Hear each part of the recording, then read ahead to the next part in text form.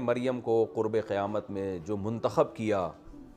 کہ یہ اس دور میں نازل ہو کر اسلام کا دنیا میں بول بالا کریں گے، تو ایک بہت بڑی حکمت اس میں یہ تھی کہ ایسے پیغمبر کی سلیکشن ہو رہی ہے جو آتے ہی سائنس کو چیلنج کرنا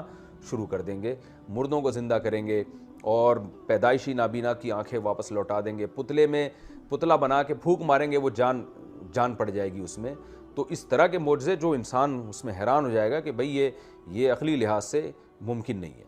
تو ایک حکمت کی وجہ تو یہ ہو سکتی ہے کہ اللہ نے حضرت عیسیٰ کا انتخاب اس لیے کیا۔ دوسری وجہ یہ ہو سکتی ہے کہ اسلام کے خلاف، اسلام کو دنیا میں غالب ہونے سے بچانے کے لیے جتنی رکاوٹ یہودی کر رہے ہیں، جو آج جیسے اسرائیل میں، اسرائیل دیکھیں کتنا بڑا اسلام کا دشمن ہے، اور ہر بڑی سازش کے پیچھے آپ تحقیق کریں تو عموماً اسرائیل کا ہاتھ ہوتا ہے۔ تو اللہ تعالیٰ نے حضرت عیسیٰ علیہ السلام کو اس لیے بھی منتخب کیا ہو کہ حضرت عیسیٰ کو یہودیوں نے اپنے خیال کے مطابق تو قتل کر دیا تھا، لہذا قتل کے مجرم تو بن چکے نا وہ، چاہے وہ حقیقت میں اللہ نے بچا لیا ہو لیکن گناہ تو ہو گیا نا۔ تو اللہ نے حضرت عیسیٰ علیہ السلام سے جو وعدے کیے تھے کہ میں آپ کو ان سے بچاؤں گا، تو وہ وعدے کی تکمیل جبھی ممکن ہے کہ اللہ حضرت عیسیٰ علیہ السلام کو نازل کر کے یہودیوں سے ان کی جنگ کروائیں۔ اور اسلام کی راہ میں سب سے بڑی رکاوٹ چونکہ یہودی ہے، اسلام کو دنیا میں غالب ہونے سے ان کی سازشیں، ان کی چالاکیاں، سب سے بڑی رکاوٹ چونکہ یہ ہے، تو لہذا اللہ نے ان کو ختم کرنے کے لیے ان کے سب سے بڑے دشمن عیسیٰ ابن مریم کا انتخاب کیا، کیونکہ یہودیوں کا جتنا اختلاف عیسیٰ ابن مریم سے تھا اتنا کسی سے نہیں تھا، حضرت عیسیٰ علیہ السلام سے۔ تو اس میں دونوں کام ہو جائیں گے کہ عیسیٰ علیہ السلام کی طرف سے انتقام بھی ہو جائے گا اور اسلام کے سب سے بڑے دشمن کا خاتمہ بھی ہو جائے گا۔ یعنی اسلام کے سب سے بڑے دشمن کو ختم کرنے کے لیے اسلام کے دشمن کے سب سے بڑے دشمن کا انتخاب کیا گیا ہے، ہم اس کو یوں تعبیر کر سکتے ہیں۔ تو اور اس کے لیے انتخاب بھی اس ٹائم کا کیا گیا ہے، یعنی حضرت عیسیٰ کے نزول کا انتخاب اس وقت ہوگا جب دجال ظاہر ہوگا، جو یہودیوں کا سب سے بڑا نمائندہ ہوگا، یہودیوں کا سب سے بڑا مددگار ہوگا۔ تو گویا نتیجہ کیا نکلا، یہودیوں کا جب سب سے بڑا سپورٹر دنیا میں آئے گا تو اسلام کے بھی سب سے بڑے سپورٹر جو یہودیوں کے سب سے اگینسٹ تھے، عیسیٰ ابن مریم، وہ دنیا میں نازل ہوں گے۔ اور قرآن میں اللہ نے ایک اور حکمت بیان کی ہے، وَإِنَّهُ لَعِلْمٌ لِلسَّاعَةِ، کہ عیسیٰ ابن مریم اللہ کی طرف سے ایک قیامت کا علم ہے، یعنی ان کا نزول یہ اس کی علامت ہوگی کہ قیامت قریب آنے والی ہے، اور اللہ نے ان کو آیت ایک نشانی بنایا اپنی، یہ خود عیسیٰ ابن مریم کا ظاہر ہونا ایک اللہ کی قدرت کی دلیل ہوگی۔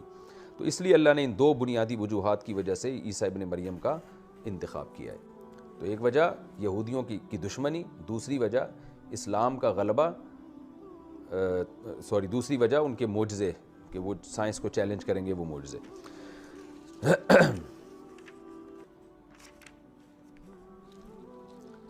فَبِظُلْمٍ مِّنَ الَّذِينَ هَادُوا حَرَّمْنَا عَلَيْهِمْ طَيِّبَاتٍ أُحِلَّتْ لَهُمْ، یہودیوں پر ان کے ظلم کی وجہ سے پاکیزہ چیزیں بھی حلال کی گئیں۔ تو میں نے بتایا کہ پاکیزہ چیزوں کا حرام ہونا ایک سزا ہے اللہ کی۔ ایک تو اللہ کی طرف سے کچھ پاکیزہ چیزیں حرام ہوتی ہیں، جیسے یہودیوں پر چربی حرام ہو گئی، اور اس سے بڑی آزمائش یہ ہے کہ آپ خود اپنے اوپر حلال چیزوں کو حرام کر لو۔ یہ تو یعنی ایسا ہی ہے جیسے ایک آدمی اپنے آپ کو خود ڈنڈوں سے کوٹ رہا ہو، خود اپنے آپ کو جیل بھیج رہا ہو، یہ اس سے بھی بڑا جرم ہے جو امت مسلمہ بہت بڑی تعداد میں کر رہی ہے۔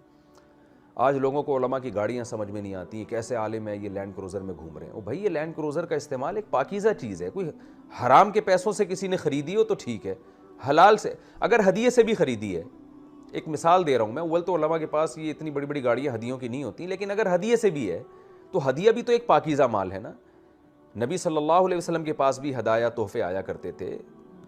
بادشاہوں کے پاس بھی تحفے آتے ہیں۔ تو اگر کسی نے کسی عالم کو کوئی گاڑی گفٹ کر دی، کوئی چیز گفٹ کر دی، اور وہ بیچارہ اس میں گھوم رہا ہے، تو یہ بھی پاکیزہ ہے۔ یہ ہدیہ حرام اس وقت بنے گا کہ جب عالم نے دین میں تحریف کی ہو اور لوگوں کے مطلب کا مسئلہ بتایا ہو خوش کرنے کے لیے، اور اس پر اس کو جو گفٹ ملا تو وہ گفٹ نہیں، وہ رشوت ہے، وہ حرام ہے پھر۔ یا کسی نے دل کی خوشی سے نہ دیا ہو۔ دل کی خوشی سے نہ دینا کیا ہوتا ہے کہ کسی مولانا صاحب کے پاس آپ جا رہے ہیں، اب آپ کو یہ کہ یار ان مولانا صاحب کو ہدیہ نہ دیا تو یہ برا مان جائیں گے، تو یہ دل کی خوشی کے بغیر ہے، یہ بھی حرام ہے۔ تو اگر آپ نے کسی نیک آدمی کے پاس گھر اچھا دیکھ لیا، عالم نہ بھی ہو، بعض لوگ بہت نیک ہوتے ہیں، لوگ ان پر بھی اعتراض کر رہے ہوتے ہیں، یار اتنے بڑے تبلیغی کو دیکھو اتنے نیک بنتے ہیں اور گھر دیکھو ڈیفنس میں کتنا بڑا انہوں نے بنگلہ بنایا ہوا ہے اور کتنی مہنگی گھڑی رکھی ہوئی ہے. ہمارے شیخ حضرت مفتی رشید احمد صاحب رحمہ اللہ بہت پرہیزگار تھے, اللہ ان کی مغفرت فرمائے. تو بہت مہنگی گھڑی استعمال کرتے تھے, بہت مہنگی گاڑی استعمال کرتے تھے, تو لوگ ان پہ طنز کرتے تھے.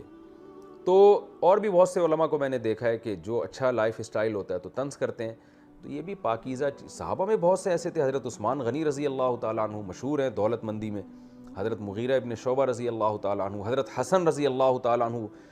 بے پناہ دولت مند تھے, حضرت معاویہ رضی اللہ تعالیٰ عنہ حضرت حسن کا بہت زیادہ اکرام کیا کرتے تھے, بہت زیادہ ان کو ہدایہ اور گفٹ دیا کرتے تھے کہ صرف اس بیس پر کہ یہ نبی صلی اللہ علیہ وسلم کے نواسے ہیں. تو یہ سب چیزیں